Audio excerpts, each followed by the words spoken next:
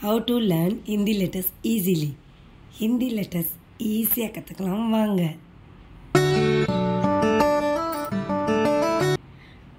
த தா தி தி து து தே தை தோ தௌ தங் தக. இதில் ஸ்டார்ட் ஆகிற வேர்ட்ஸ் பார்ப்போமா? தட்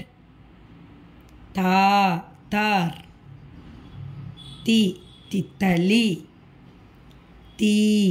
தீலி துளசி தூஃபான் தேல்